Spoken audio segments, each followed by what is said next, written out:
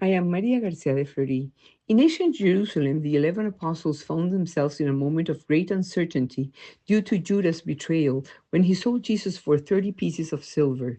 They felt a very painful void because the mission Christ had given them seemed to hang by a thread. Peter, as the leader in charge, like the rock placed by Christ himself when he said to him, Simon, you are Peter, and upon this rock I will build my church. Peter recalled the words of Psalm 109, which says, Let another take his place. They needed to complete the 12, a symbol of the 12 tribes of Israel. Thus, they introduced two men who had followed Jesus from baptism of John to the ascension. They were Joseph Barsaba and Matthias. The apostles prayed to God, begging the Holy Spirit to guide them as to which one it should be, and the decision fell upon Matthias. Until that moment, Matthias was a man unknown to history, but he was chosen to be elevated to the position of apostle. Matthias' life would change completely and forever.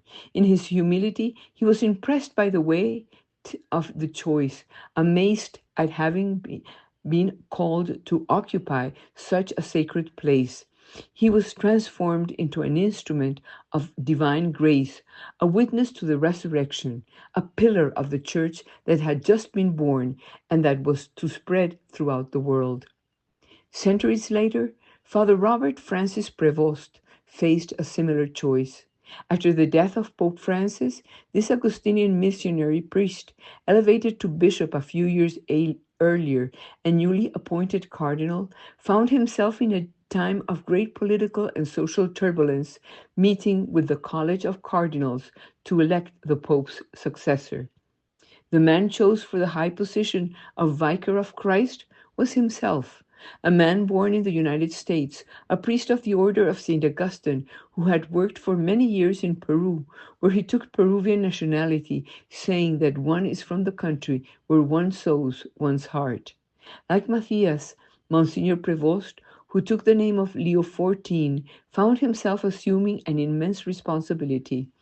He inherited the legacy of centuries of faith and the challenge of a rapidly changing world, which must not break with the tradition taught by Christ, but rather address the multiplicity and variety of problems that exist, seeking both intellectual renewal and, above all, spiritual renewal.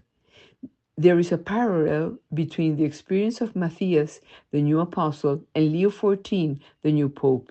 Both were relatively unknown and were called to become fundamental leaders of the Church of Christ, that church that Christ founded. Both were called to fill an important gap in the continuity of a transcendent message. Matthias replaced an apostle who had failed. Leo XIV became the successor of a relatively long pontificate and marked the beginning of a new era for the church.